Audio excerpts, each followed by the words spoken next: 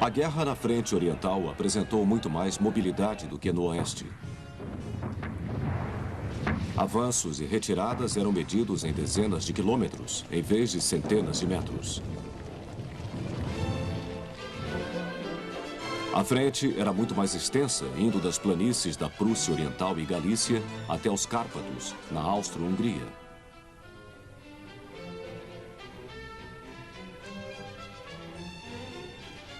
Três impérios estavam diretamente envolvidos. A Alemanha, que havia se unificado como nação há pouco mais de 40 anos, era liderada pelo ambicioso Kaiser Guilherme II. Seu vizinho ao sul era o antigo Império Austro-Húngaro, uma sombra do que tinha sido alguns séculos atrás, com o imperador Franz Josef, em idade avançada, no comando. Opondo-se a eles havia o vasto Império Russo.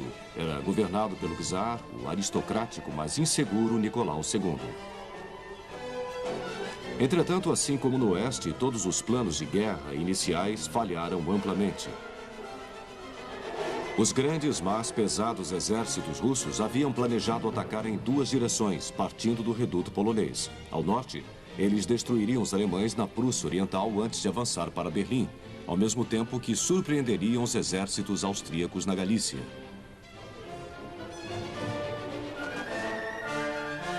A incursão à Prússia Oriental logo se tornou em desastre. Os alemães destruíram o exército russo em Tannenburg no final de agosto.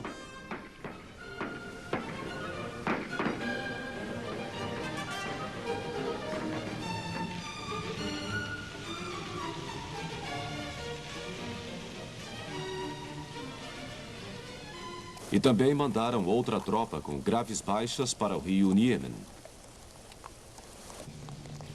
No sul da Galícia, os austríacos e russos, ambos concentrados no ataque, atiravam uns contra os outros. Mas quem recuava eram os austríacos para a parte norte dos Cárpatos. Os austríacos, contudo, tinham outra frente mais ao sul. Eles haviam tentado esmagar a Sérvia, que era vista como causadora da guerra, antes que os russos, seus companheiros eslavos, pudessem se mobilizar. Mas a ofensiva austríaca foi obrigada pelos sérvios, juntamente com o aliado Montenegro, a fazer uma parada prematura.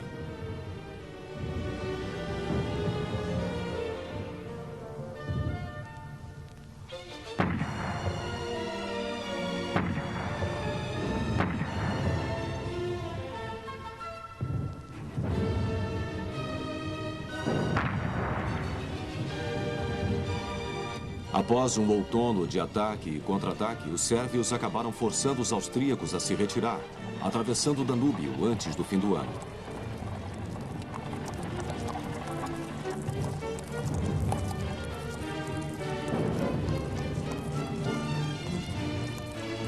Os russos, muito embora já tivessem sofrido 250 mil baixas no meio de setembro de 1914, estavam inabaláveis. A sua pesada máquina e os trens de tropas partiam do outro lado dos Urais para o oeste, ao passo que as tropas da Sibéria demoravam um mês para serem enviadas.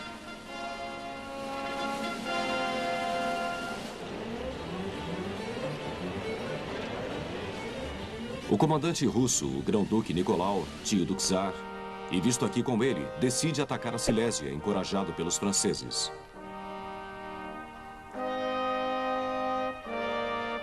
Os alemães, entretanto, sabiam muito bem desta ameaça e não estavam confiantes em que os austríacos pudessem abortá-la sozinhos. Com a corrida para o mar na frente ocidental intensificando-se, não havia reforços capazes de apoiar a força já existente. Assim, os Victors de Tannenburg, von Hindenburg e von Ludendorff viram-se forçados a diminuir em 2/3 suas forças na Prússia Oriental e mandar essas tropas por trem para lutar ao lado dos austríacos com o nome de 9º Exército Alemão. Acreditando que a melhor forma de defesa é o ataque, os alemães avançavam agora pela região sem trilhas do sul da Polônia em direção a Varsóvia, a principal base de fornecimento russa. Na última semana de setembro, o grão-duque Nicolau sabia das intenções alemãs e enviou seus exércitos para o Vístula para atacar os alemães pelo flanco norte de Varsóvia.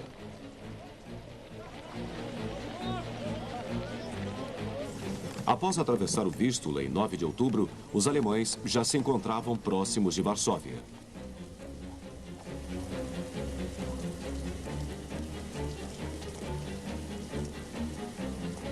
A luta foi ferrenha, mas com os russos entrando pelo flanco, os alemães decidiram retirar-se.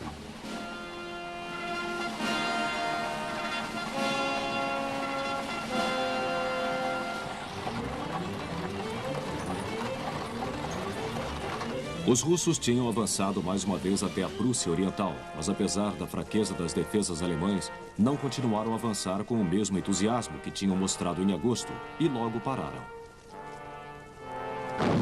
Enquanto isso, os austríacos atacavam também mais ao sul. Em 5 dias, tinham conseguido tomar a fortaleza de Przemyśl, mas as defesas do rio San conseguiram deter maiores avanços para leste.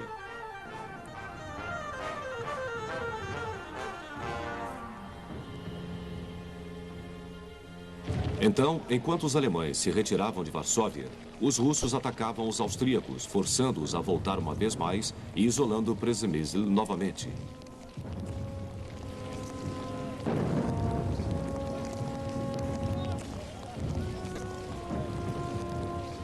Animados pelo sucesso, os russos retomaram a preparação para o ataque à Silésia, mas assim como antes de Tannenburg, a vulnerabilidade das comunicações por rádio permitiu que os alemães soubessem do plano russo.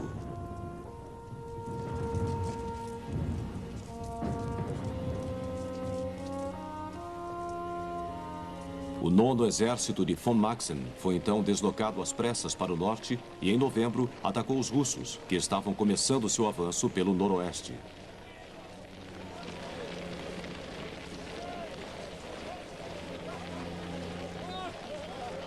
Na Batalha de Lodz, que se seguiu, cada um dos lados tentava cercar o outro numa luta desesperada.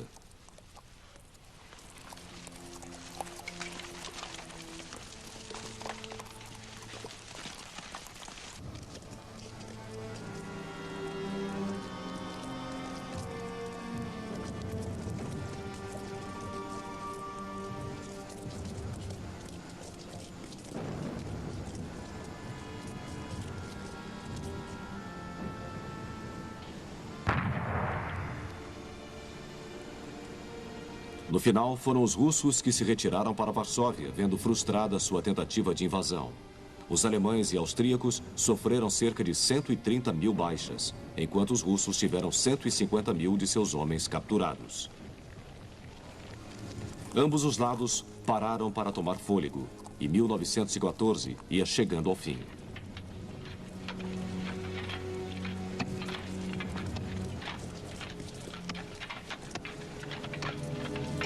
Ao passo que era claro que os alemães eram mais fortes que os russos, que começavam a padecer de séria falta de munição e artilharia, estes últimos tinham vencido os austríacos. Estava claro para os alemães que qualquer futura ofensiva austríaca só seria bem sucedida com sua ajuda. Von Falkenhayn, o chefe de Estado alemão, decidiu, em vista do fracasso, romper as defesas em Ypres, na frente ocidental, em novembro de 1914, e transferir tropas para o leste a fim de tentar decidir a situação. O plano austro-germânico para o começo de 1915 incluía uma ofensiva para afastar os alemães da Prússia Oriental e, no sul, outra para expulsá-los dos Cárpatos e levantar o cerco em Przemyśl.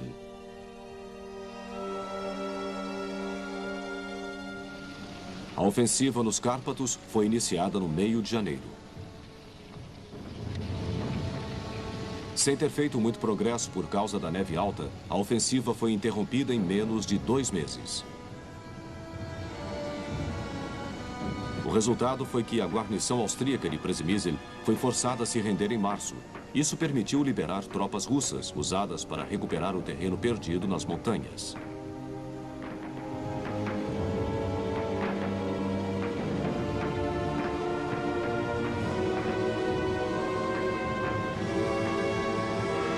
O ataque à Prússia Oriental foi mais bem sucedido. Os soldados do 10º Exército Russo, alguns até mesmo sem rifles, ficaram encurralados durante algum tempo e 90 mil deles foram feitos prisioneiros.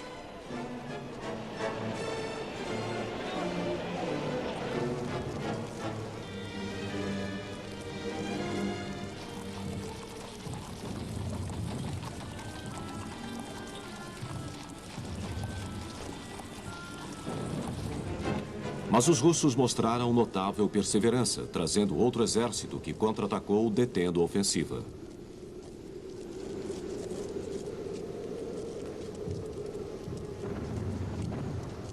Isso mostrou o melhor do soldado russo. Sua firmeza inata e sua austeridade ante a adversidade eram qualidades que poderiam fazer o exército resistir às enormes perdas que estava sofrendo.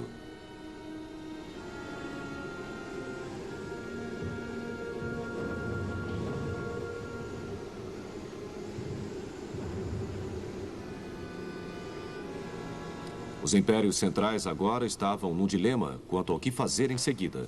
Von Hindenburg queria atacar mais uma vez, partindo da Prússia Oriental, mas o chefe de Estado austríaco Konrad von Hötzendorf era de opinião que o potencial para a ação decisiva estava na parte sul do reduto polonês.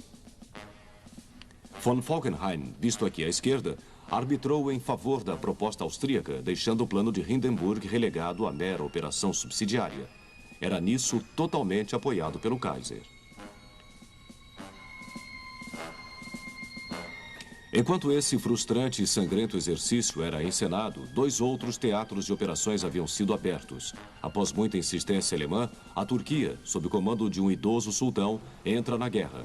Sua primeira cartada é uma incursão naval no Mar Negro, no final de outubro de 1914.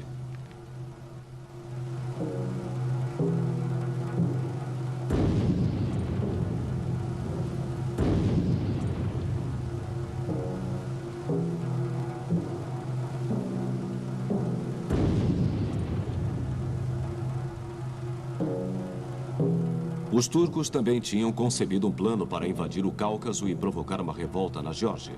Acontece que o inverno não é a melhor época para fazer uma campanha nessa região. 95 mil turcos avançaram a Armênia russa adentro. Os russos trouxeram reforços e contra-atacaram, forçando os turcos a recuar com perda de 75% de seus soldados, muitos deles vítimas do frio extremo. Até o final de 1915, essa frente permaneceu tranquila. O Cáucaso vê então espocar nova campanha. No início de janeiro, os russos pedem aos aliados ocidentais que façam algo para eliminar a ameaça turca na região. O resultado é a expedição anglo-francesa aos Dardanelos. O plano era tomar esta entrada montanhosa para o Mar Negro e ameaçar Constantinopla.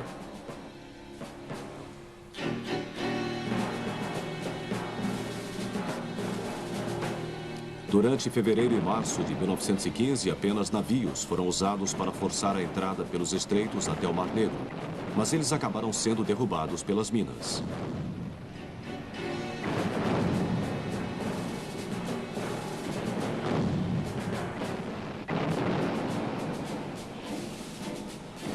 Em 25 de abril, desembarcaram tropas inglesas, australianas e francesas. Apesar do número de perdas, elas conseguiram consolidar algumas posições.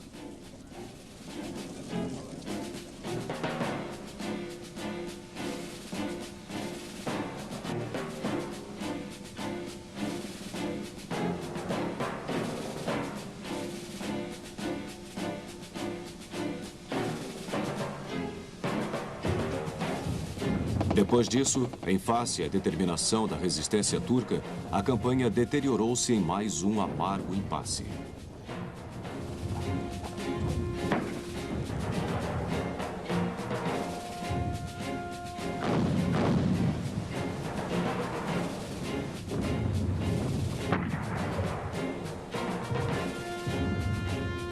O sacrifício feito especialmente pelas tropas australianas e neozelandesas em Galípoli seria visto mais tarde como a definitiva maturidade de seus 2 países.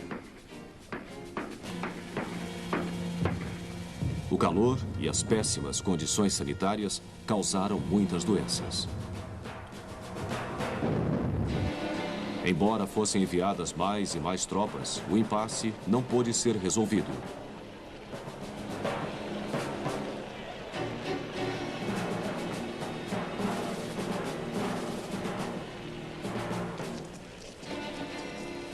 Os aliados acabaram decidindo evitar as perdas e retirar suas forças no início de janeiro de 1916, após terem sofrido mais de 250 mil baixas.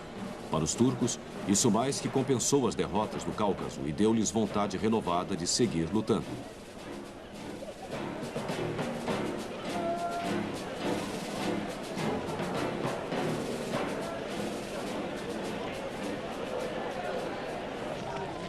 Em maio de 1915, mais uma nação entra na guerra, a Itália, que, concentrada em anexar o sul do Tirol, região em grande parte de língua italiana, declara guerra à Áustria. Começa então uma luta longa e exaustiva nas montanhas do nordeste da Itália, terreno que favorece muito as tropas na defesa. Esse tipo de combate demonstrou a importância dos howitzers, que podem disparar em ângulos bem abertos, necessários para atacar posições nas montanhas. Tropas de esquiadores foram muito usadas por ambos os lados. Aqui se vê uma patrulha austríaca.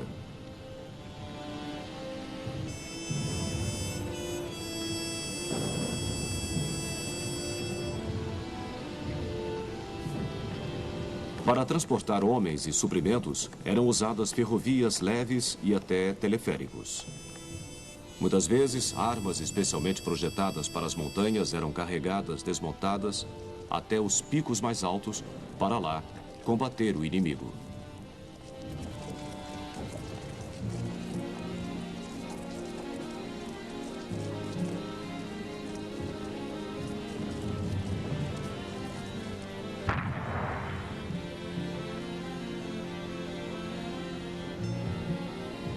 As tropas tiveram de se adaptar às altitudes elevadas, onde respirar é difícil e a energia logo se extingue.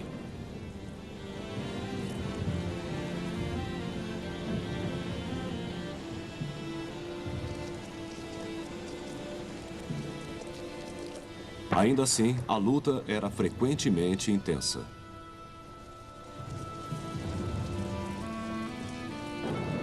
Entretanto, nos 2 anos e meio seguintes, nenhum dos dois lados conseguiu fazer algum progresso significativo, e não por falta de tentativas. Para os alemães, isso significava que eles teriam de mandar mais tropas para ajudar os aliados austríacos. Maio de 1915 também viu a abertura da ofensiva austro-germânica contra os russos. 14 divisões atacaram ao sul do rio Vístula, entre Gorlice e Tarnów, e imediatamente fizeram os russos voltar, atravessando o rio San.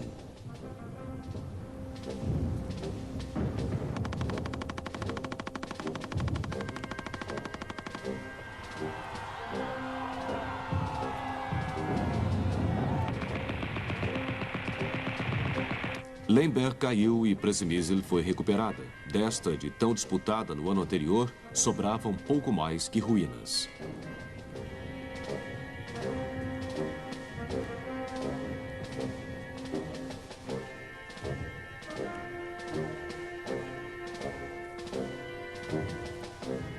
Parecia que os russos finalmente cederiam, especialmente quando em julho von Hindenburg se juntou à batalha, vindo da Prússia Oriental.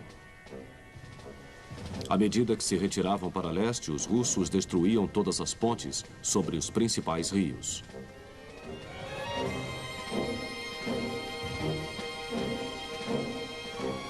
Isso provou ser um grande desafio para os engenheiros alemães. Era imperativo que as pontes fossem consertadas ou substituídas rapidamente para manter o avanço. Assim, os engenheiros trabalharam dia e noite.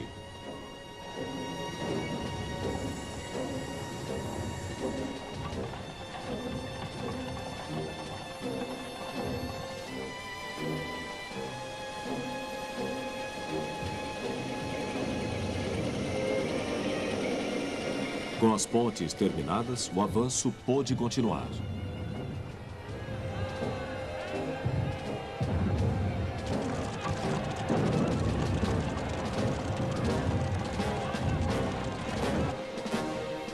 Novamente, as perdas foram maciças para os russos. Finalmente, em 5 de agosto, os alemães entraram em Varsóvia, que se tornou a sede do governo para a ocupação alemã da Polônia.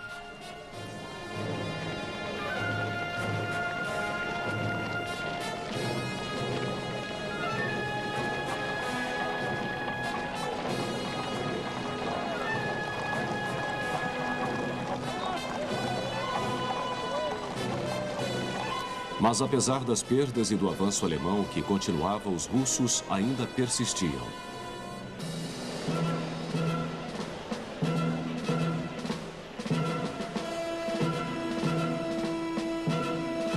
Ainda assim, estava claro que o alto comando estava sem ideias. O czar resolve, então, tomar o comando pessoalmente.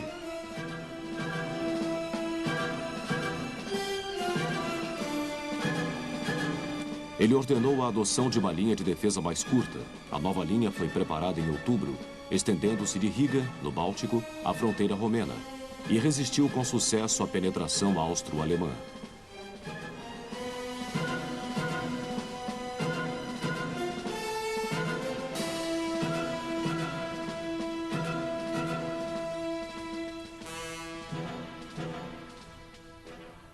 Após a desastrosa invasão austríaca da Sérvia em 1914, os Balcãs ficaram tranquilos durante a maior parte de 1915. Mas em outubro, a Bulgária se uniu aos impérios centrais e, juntamente com a Áustria e as forças alemãs, atacou a Sérvia.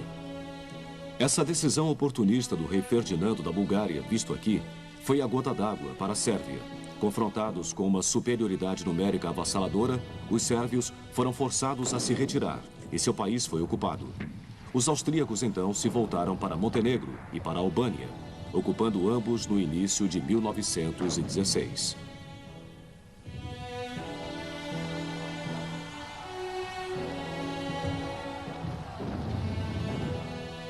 Assim, o início de 1916 encontrou os impérios centrais em ascensão no leste. O Estreito dos Dardanelos estava firmemente controlado pelos turcos, que também tinham detido os russos no leste. Apesar de a força anglo-francesa ter sido enviada a Salônica para ajudar os sérvios, os Balcãs foram amplamente ocupados.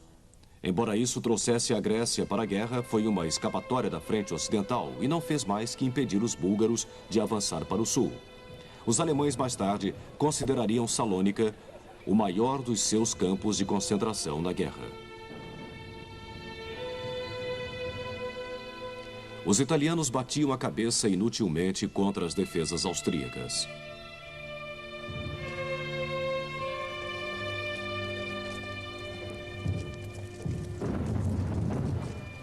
Os russos tinham perdido muito no seu território e tinham sofrido mais de 2 milhões de baixas em 1915. Ainda assim, continuavam a lutar.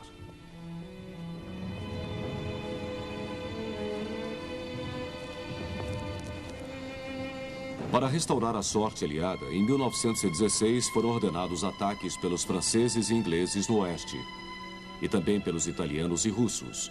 Ao mesmo tempo, os alemães, satisfeitos com seu sucesso no leste em 1915, decidiram concentrar sua atenção no oeste. Entretanto, janeiro de 1916 viu uma ofensiva russa contra a Armênia turca. Os russos fizeram muito uso do robusto camelo nativo das estepes asiáticas, e também empregado pelos mongóis em suas incursões pela Europa 700 anos antes.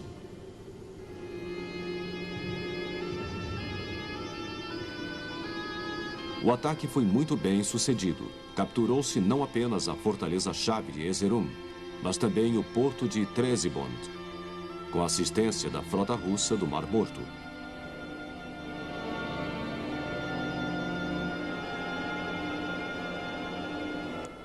Os turcos sofreram ainda mais quando tentaram uma contraofensiva. Somente aquelas formações que tinham lutado nos Dardanelos tiveram desempenho digno de algum crédito. No outono, já tendo sofrido o suficiente, os turcos voltaram à defensiva. Um novo general russo, Alexei Brusilov, assumiu o comando da principal ofensiva de 1916. Ele reconheceu que uma enorme vantagem dos impérios centrais era sua ampla rede de ferrovias, que lhes permitia deslocar rapidamente suas reservas para qualquer ponto ameaçado.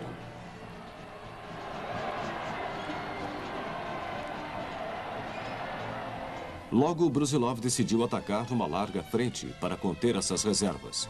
Ele optou, além disso, por atacar os austríacos e não os alemães. Os cuidadosos preparativos incluíam trincheiras cavadas a quase 70 metros das fileiras austríacas e a construção de enormes abrigos subterrâneos para proteger as reservas da artilharia. No final de maio, Todos os preparativos russos estavam terminados.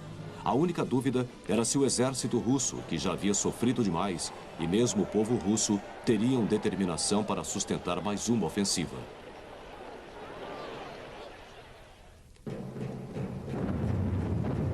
Brusilov iniciou a grande ofensiva russa de 1916 no dia 4 de junho, quase um mês antes da incursão anglo-francesa no oeste.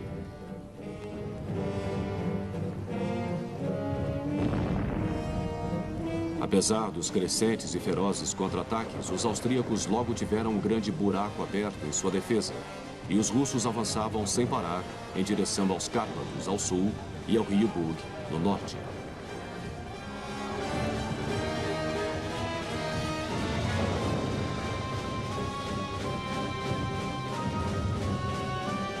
Um dos maiores problemas dos austríacos era que o estoque de munição de artilharia estava acabando.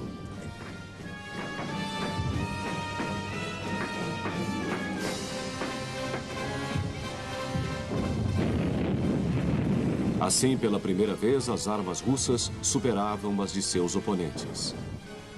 Logo, a retirada austríaca se transformou em pânico.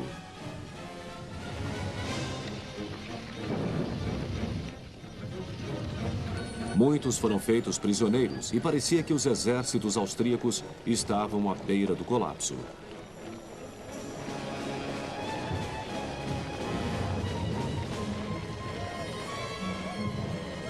Os alemães, que já estavam envolvidos em Verdun e no Somme, na frente ocidental, tiveram de acumular reservas às pressas para conter o declínio. Encorajados pelo sucesso de Brusilov, a Romênia declarou guerra aos impérios centrais no final de agosto, uma decisão fatal. Enquanto os romenos se mobilizavam, a ofensiva russa padecia de falta de reservas e de suprimentos. Os alemães atacaram o flanco norte do reduto russo e, embora eles tivessem sido controlados, Brusilov resolveu que a sua posição era demasiado vulnerável e voltou para o ponto de partida. No começo de setembro, as forças alemãs, austro-húngaras e búlgaras se voltaram para uma isolada Romênia. Ela tinha um exército de cerca de 500 mil homens, que não era mal equipado, mas sofria com a péssima qualidade do seu corpo de oficiais, embora os homens estivessem muito dispostos a lutar.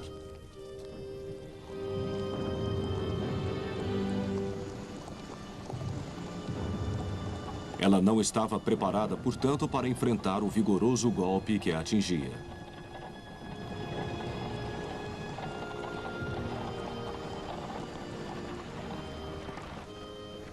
Os impérios centrais, com sua comunicação mais eficiente e suas tropas robustecidas pela batalha, provaram ser mais fortes.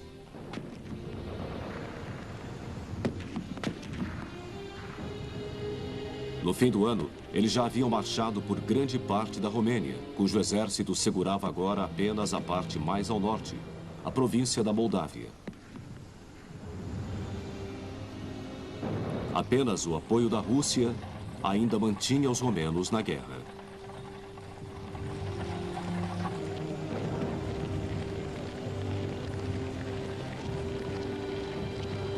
A ofensiva de Brusilov tinha mostrado que os russos podiam lutar bem se devidamente organizados. Mais uma vez, o soldado russo mostrou sua bravura e resistência.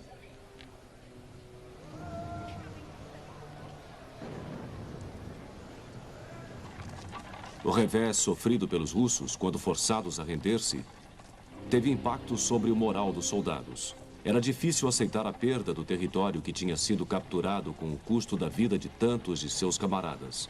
Milhares estavam enterrados na Prússia Ocidental, na Galícia e nos Cárpatos. Muitos outros sofriam em campos de prisioneiros na Áustria e na Alemanha, onde, sem receber notícia alguma de casa, podiam apenas esperar impotentes a guerra terminar. Seu único conforto era que, ao menos, estavam vivos.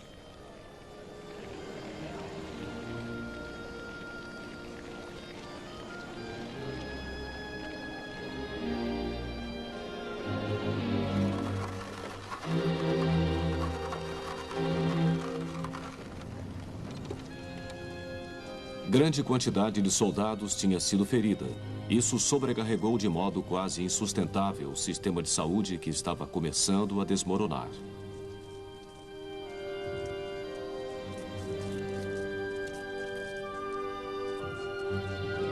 O exército russo corria o perigo de cair aos pedaços. Apenas uma atenção quase maternal por parte do comando poderia manter sua capacidade de luta.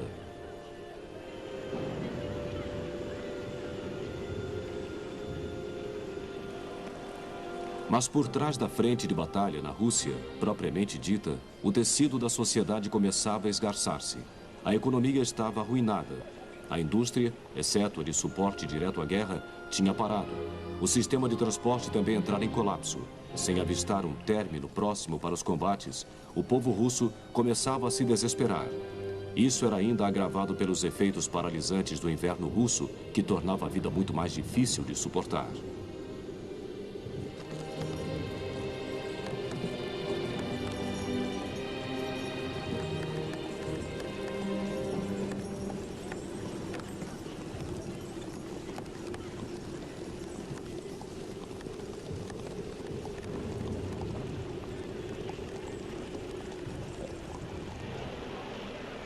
Faltava mão de obra, agricultura e animais para as operações de guerra.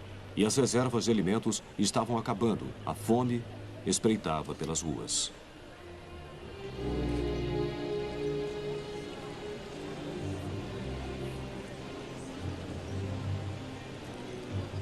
O resultado de tudo isso foi um crescente número de ataques e questionamentos quanto à condução da guerra. Os bolcheviques e outros revolucionários abanavam o fogo do descontentamento com jornais e panfletos. Especialmente a marinha russa lhes fornecia terreno fértil, já que muitos meses no porto em relativa inatividade geraram tédio e descontentamento. Com efeito, no outono houve motins das frotas no Mar Báltico e no Mar Morto. O czar e seu círculo de relações ficavam cada vez mais isolados. A sua indecisão e fraqueza não ajudavam em nada.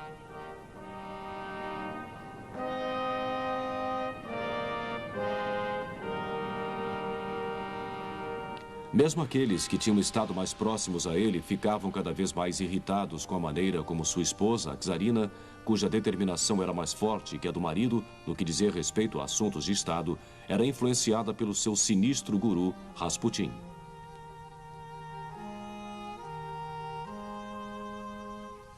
Para piorar as coisas, o czar e seu grupo responderam à ameaça de revolução com uma repressão ainda maior.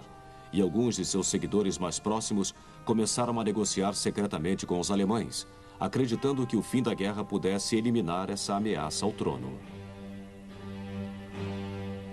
O grupo privilegiado, que sempre o havia cercado, caiu em desespero.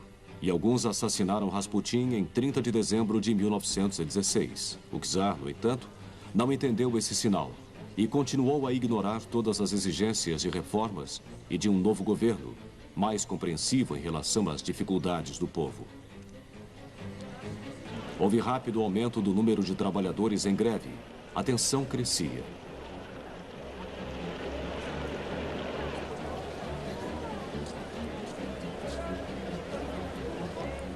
No início de março, o parlamento russo, a Duma, reuniu-se em meio a vociferantes manifestações. O czar, que tinha ido para o quartel-general na frente de batalha, ordenou o uso da força para controlar a agitação e fechar a Duma.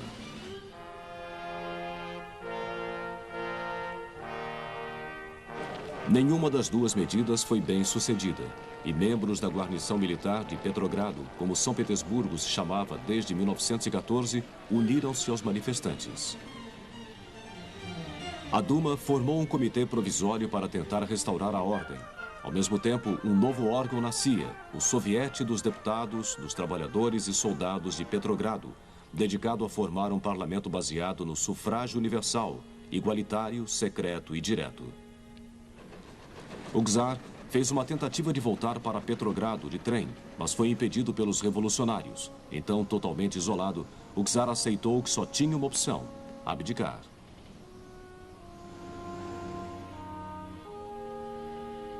E foi o que fez, no dia 15 de março de 1917. Ele entregou o trono ao irmão, o grão-duque Miguel, que recusou-se a aceitá-lo. 5 dias depois, Nicolau e sua família foram presos. A monarquia russa chegava ao fim. Formou-se um governo provisório, representando todas as tendências da opinião política, Mas o soviete de Petrogrado ainda permaneceu um corpo separado, o que causaria dificuldades cada vez maiores.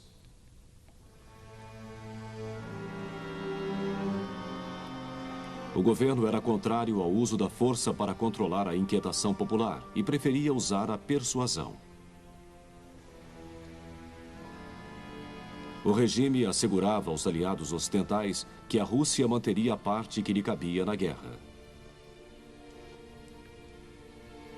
O soviete de Petrogrado, no entanto, incentivou as nações em guerra a desistir de todos os planos de agressão e firmar uma paz prematura. A Rússia também não podia continuar a guerra sem o apoio ativo do exército, que enfrentava a infiltração de agitadores. Também os alemães, ávidos de explorar a situação, fizeram seu papel. O principal líder bolchevique, Vladimir Ilyich Ulyanov, mais conhecido como Lenin, estivera exilado na Suíça desde 1905 com um pequeno grupo de seguidores. Em abril de 1917, os alemães arranjaram secretamente a sua ida por trem até a Rússia, passando pela Suécia e Finlândia. A palavra de ordem de Lenin era todo o poder aos sovietes, querendo dizer com isso que eles deveriam ocupar o poder em lugar do governo provisório. A essa altura, uma nova barreira tinha se levantado para deter os sovietes. Alexander Kerensky, que se tornou ministro da guerra. Ele angariou o apoio do exército, indicando comissários para os vários quartéis generais que pudessem agir como elo entre os sovietes e soldados que se tinham formado e os comandantes.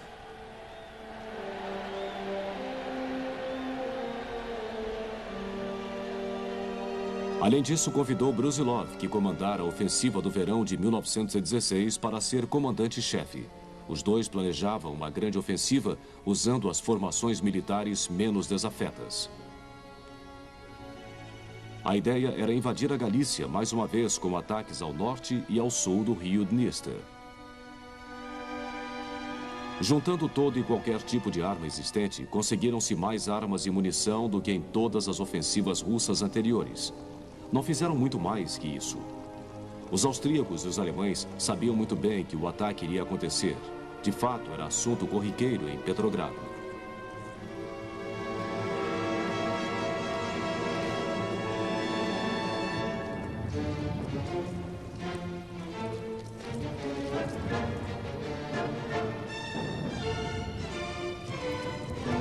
A ofensiva começou em 1º de julho, após 2 dias de bombardeio. Contra as defesas bem preparadas que encontrou, a ofensiva não obteve bons resultados.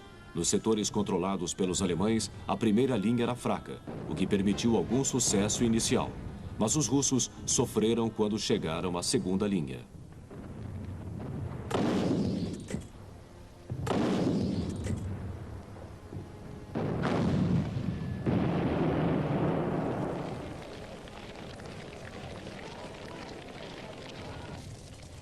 Ao sul do Dniester, a defesa austro-húngara era menos eficaz e os russos conseguiram abrir uma brecha entre 2 exércitos.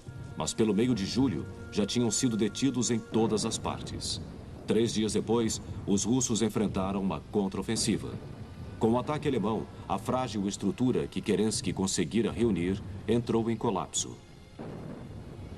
Suas tropas fugiam em pânico, muitas delas desertando. E somente se recuperaram quando alcançaram a antiga fronteira com a Áustro-Hungria. Batalhões da morte especiais recolhiam os desertores e depois os executavam a tiros ou enforcavam. Por causa dessas e de outras medidas draconianas, os russos puderam impedir qualquer avanço austro-germânico. Esse desastre serviu para aumentar a agitação civil. Em Petrogrado, Lenin tentou um golpe em julho.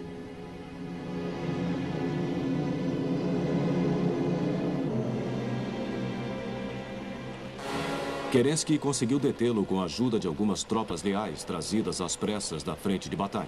Lenin foi forçado a se esconder na Finlândia, enquanto Kerensky encabeçou o governo provisório. Ainda assim, a anarquia começava a avançar no país.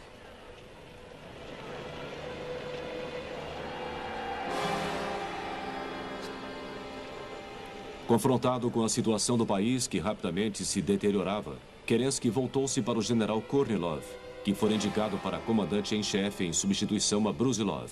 Kornilov apenas apoiaria Kerensky se este estivesse preparado para decretar severas medidas contra a agitação civil e militar.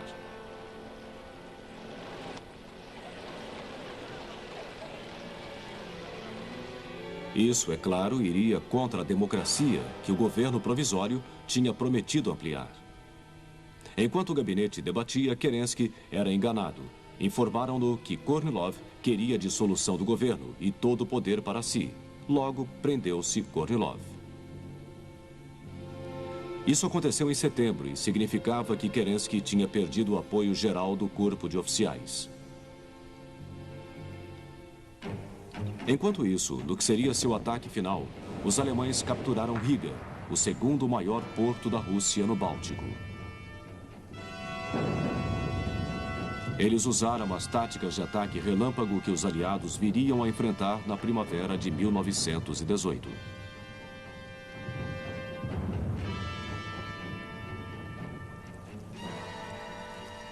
Depois que Riga já estava controlada, os alemães suspenderam a marcha à espera do que se sucederia. Mas o estado do exército russo era tão ruim que muitos soldados estavam se recusando a lutar e simplesmente se retiravam.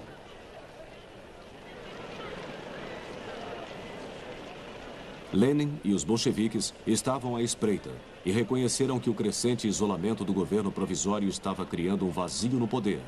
Mas eles ainda precisariam de algumas semanas para estar prontos. A Leon Trotsky foi dada a tarefa crucial de conquistar a adesão, ou ao menos neutralizar os 350 mil homens que compunham o distrito militar de Petrogrado. Nisso, Trotsky teve grande êxito, jogando com a recusa dos homens a ser mandados para o front. A Força Armada dos Revolucionários dependia em grande medida dos desestimulados 60 mil marinheiros da Frota Báltica. Em 30 de outubro, Lenin retornou clandestinamente da Finlândia. Formou-se um comitê revolucionário militar que enviou comissários para cada regimento e navio.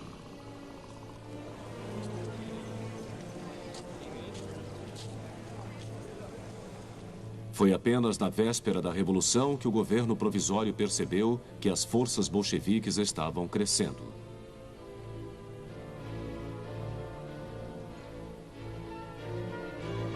O cruzador Aurora, ancorado no rio Neva, que atravessa Petrogrado, recebeu ordens de voltar à base de Kronstadt para impedir que suas armas fossem usadas pelos revolucionários. Ambos os lados corriam para tomar as pontes que conectavam as ilhas sobre as quais Petrogrado tinha sido construída. No final do dia 6 de novembro, eram os revolucionários que tinham o controle da maior parte delas. Eles também ocuparam o posto de telégrafo e importantes estações de trem. Tudo estava pronto para a revolta que começaria no dia seguinte. No dia 7, ainda cedo, Kerensky começou a telefonar agitadamente para conseguir mais tropas das guarnições afastadas, especialmente cossacos, que eram conhecidos por ser anti-bolcheviques. No entanto, seu moral estava tão baixo quanto o das outras unidades, e a resposta foi lenta. Enquanto isso, os revolucionários tomavam pontos chaves na cidade.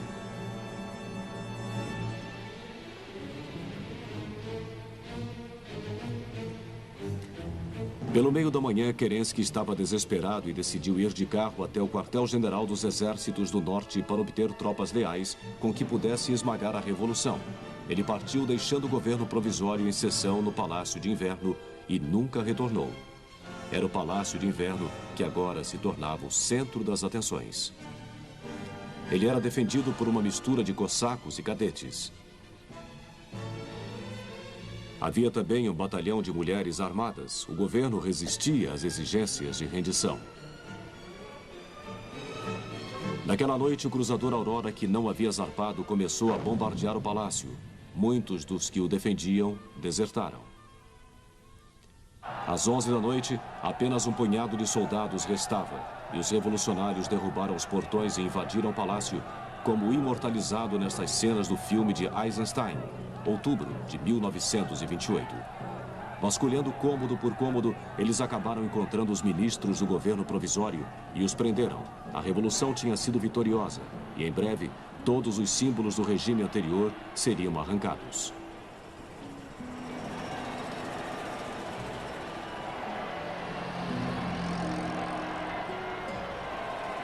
Alguns dias depois, Moscou também sucumbiu, mas na maior parte das outras cidades, os revolucionários falharam. Seria necessária muita luta para ter o país sob seu controle. Enquanto isso, a Rússia ainda estava em guerra com os impérios centrais.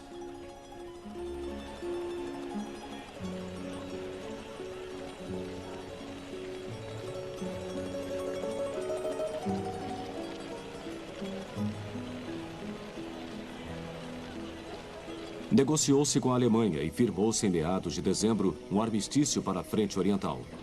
Isso permitiu aos alemães começar a transferir tropas para a frente ocidental, com o propósito de atacar os aliados ocidentais antes que a presença americana na França se tornasse forte demais. De fato, um dos aliados da Rússia já estava sentindo os efeitos da força militar adicional que agora estava disponível com o término das operações na frente oriental.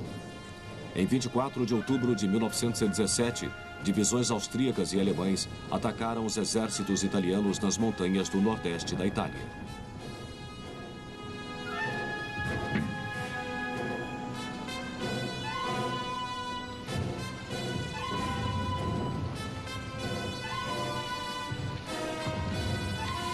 Os italianos tinham estado sob tensão cada vez maior, desde as pesadas baixas que sofreram durante os ataques frustrados das 2 semanas anteriores. Eles não estavam preparados mentalmente para enfrentar esse golpe devastador. Suas poucas tentativas de contra-ataque falharam.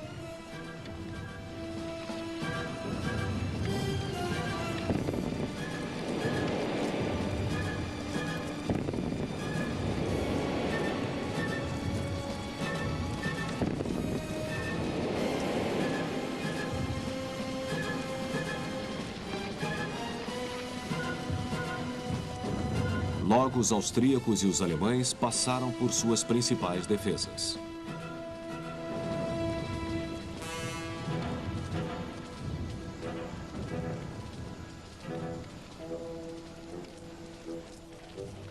Eles saíram das montanhas para as planícies adjacentes, capturando grande número de italianos, enquanto estes se retiravam em pânico.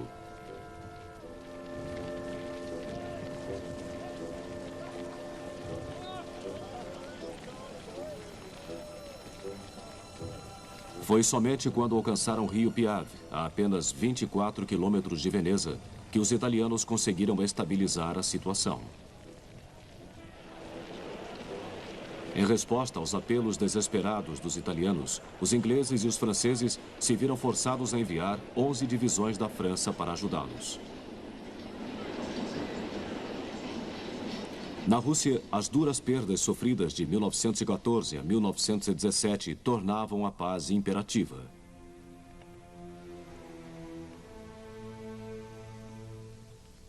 Os bolcheviques esperavam evitar perdas de território, mas tiveram de entregar a Polônia e os estados bálticos e dar parte do Cáucaso à Turquia, antes da possibilidade de assinar a paz em Brest-Litovsk, no dia 3 de março de 1918.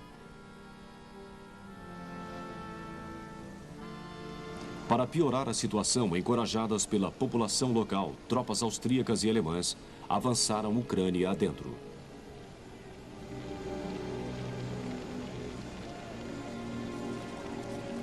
Conhecida como o celeiro da Rússia, esta região pressionava por manter-se independente de Petrogrado e, com efeito, assinou o Tratado de Paz em separado com os impérios centrais, que logo a ocuparam inteira. A Romênia também foi forçada a se render. À medida que as tropas russas se retiravam, tornavam-se conscientes da humilhação que essa paz representava.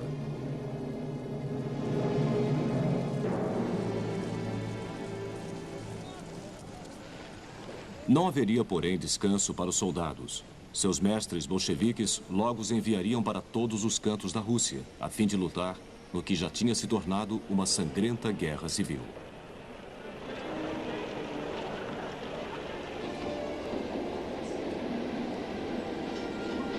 Os aliados ocidentais tinham feito considerável esforço em apoio ao governo de Kerensky. Os ingleses e os franceses começaram a enviar suprimentos através de 2 portos do norte, Arkhangel e Murmansk, para ajudar os elementos anti-bolcheviques.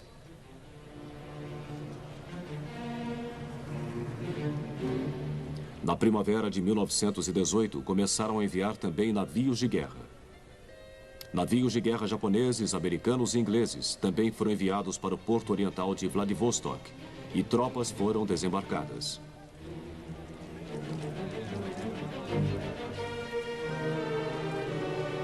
Esse era o começo da intervenção aliada, que daria nova dimensão à Guerra Civil Russa.